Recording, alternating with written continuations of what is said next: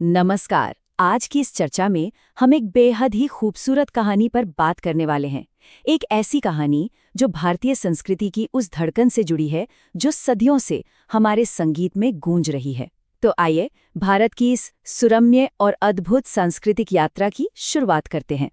देखिए, भारत ना सिर्फ नक्शे पर खींची गई कोई लकीर या सिर्फ एक जगह नहीं है। ये एक ऐसा देश है जहाँ की हर गली में संगीत बजता है। हर त्योहार में लोग झूमते हैं, नाचते हैं और सच कहूं तो हर दिल में हमारी संस्कृति की धड़कन साफ सुनाई देती है। सुबह सुबह उन मंदिरों की घंटियों की पवित्र आवाज से लेकर रात के सन्नाटे में गूंजने वाली लोकगीतों की मधुर धुनों तक, यही वो संगीत है जो हम सबको, इस पूरे देश की आत्मा को एक धागे में पिरोकर रखता है। भाग 1, भारत की संगीतमय आत्मा और किशनगढ़ गांव। चलिए सीधे वहीं चलते हैं। तो बात है राजस्थान के एक छोटे से गांव किशनगढ़ की, जहां हमारी मुलाकात होती है आराध्या से। आराध्या कोई आम लड़की नहीं है। उसकी आवाज में कोयल जैसी मिठास है और उसे बचपन से ही ना भारतीय लोक संगीत और हमारी सांस्कृतिक धुनों से बेइंतहा प्यार है। असल में ये प्यार जागा कैसे? अपनी दादी की सुनाई उन पुरानी कहानियों और भजनों से, जिन्होंने उसके मन में संगीत के लिए एक बहुत गहरी नींव रखती थी। अब होता क्या है कि दादी की कही हुई एक बात आराध्या के दिल में घर कर जाती है। दादी ने कहा था कि बेटा, हमारी संस्कृति सिर्फ हमारे पहनावे या त्योहारों तक सीमित नहीं है, ये तो हमारे गीतों में भी जिंदा सांस लेती है। बस इसी एक छोटी सी बात ने आराध्या को एक नया मकसद दे दिया। उसने ठान लिया कि वो अपनी आवाज के जरिए अपनी इस महान संस्कृति को पूरी दुनिया तक पहुंचाएगी। भाग 2, क्या हमारी परंपरा खो रही है? एक सांस्कृतिक संघर्ष। अब कहानी में आता है एक नया मोड़।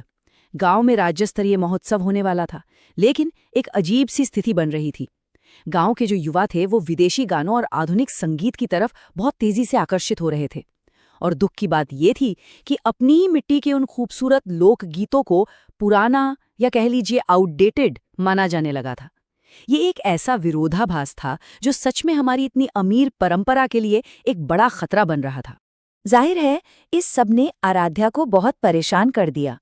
उसके मन में बार बार एक ही सवाल उठ रहा था कि क्या हमारी संस्कृति के ये प्यारे गीत एक दिन हमेशा के लिए खो जाएंगे? इसी डर और उलझन के बीच वो सही रास्ता तलाशने के लिए अपने गुरुजी के पास पहुंची।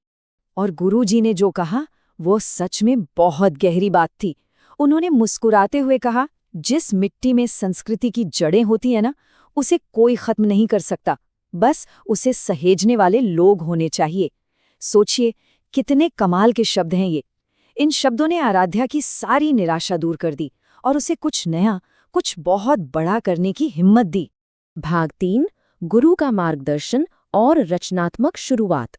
आराध्या ने फैसला किया कि वो एक ऐसा गीत बनाएगी जो पूरे देश की आत्मा को एक साथ ले आए। उसने दिन रात एक कर दिए और देखिए क्या कमाल किया। उसने पंजाब के भांगड़ा की वो जबरदस्त एनर्जी, गुजरात के गरबा की रौनक, राजस्थान के मांड गीतों की वो खास मिठास, बंगाल के रविंद्र संगीत का सुकून और दक्षिण भारतीय शास्त्रीय संगीत की गहराई, इन सबको एक ही धुन में पिरो दिया। एकदम एक अद्भुत अखिल भारतीय संगीतमय संगम। और इस दिन रात की मेहनत का नतीजा क्या निकला? कुछ बेहद खूबसूरत पंक्तियां सुनिए। मिट्टी की खुशबू में बसा हिंदुस्तान है, सुरों में सजी अपनी पहचान है। ढोल की थाप हो या बांसुरी की तान, हर धड़कन में बसता भारत महान है। क्या बात है! ये पंक्तियां साफ दिखाती हैं कि कैसे ढोलक की थाप और बांसुरी की मधुर तान दोनों ही मिलकर हमारे महान भारत का सम्मान करती हैं। भाग 4, भव्य महोत्सव का दिन और एक जादुई प्रदर्शन। आखिरकार वो दिन आ ही गया। पूरा गांव रंग बिरंगी रोशनियों से जगमगा रहा था। मंच पर एक से बढ़कर एक आधुनिक डांस और गाने हो रहे थे। लेकिन जैसे ही आराध्या का नाम पुकारा गया, चारों तरफ एकदम सन्नाटा छा गया। वो अपनी पारंपरिक राजस्थानी पोशाक में मंच पर आई। हाथों में एक छोटी सी इकतारा थी। उसने आंखें बंद की, एक गहरी सांस ली और गाना शुरू किया। और यकीन मानिए, वो गीत किसी जादू से कम नहीं था। मैदान में बैठे बुजुर्गों की आंखों में खुशी के आंसू आ गए।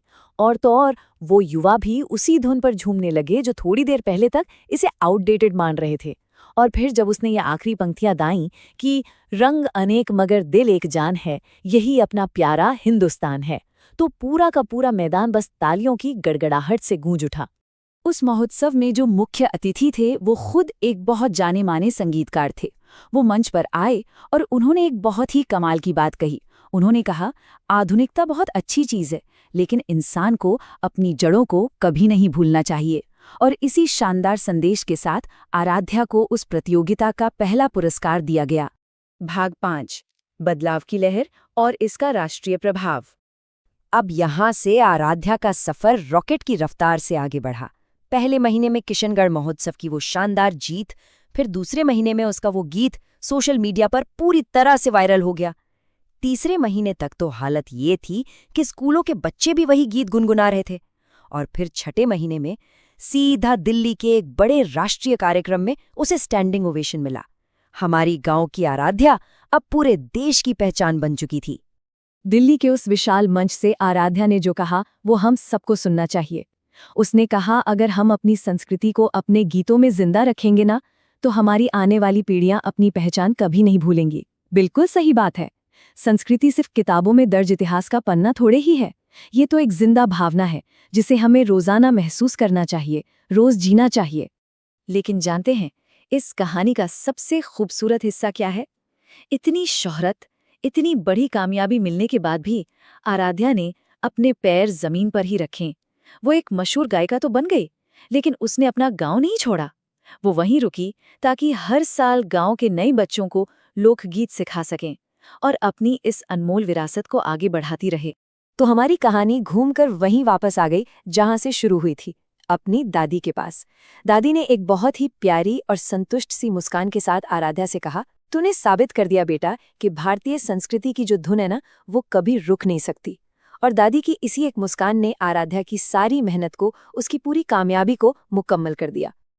असल में हमारे भारत की महानता उसकी इसी विविधता में छुपी है। यहाँ हर राज्य का अपना एक नया गीत है, हर भाषा की अपनी एक अलग धुन है और हर त्योहार की अपनी एक नई कहानी है। और मज़ेदार बात यह है कि ये विविधता हमें बांटती नहीं है, बल्कि हम सबको एक ही खूबसूरत सुर में पिरोकर रखती है। तो सारे जहां से अच्छा हिंदुस्तान हमारा। इस शानदार विचार के साथ ये तो साफ हो जाता है कि हमारे लोकगीत सिर्फ कुछ धुनें नहीं हैं, बल्कि ये हमारी असली पहचान का एक आईना है। जाते जाते आपके लिए एक सवाल छोड़ के जा रही हूँ। जरा सोचिएगा, आज की इस भाग-दौड़ भरी मॉडर्न दुनिया में हम और आप मिलकर अपनी रोजमर्रा की जिंदगी में अपनी जड़ों की इस धुन को कैसे जिंदा रख सकते हैं? इस पर विचार जरूर कीजिएगा। और हाँ, अगर आपको आज की हमारी ये प्रस्तुति पसंद आई हो तो इसे लाइक, सब्सक्राइब और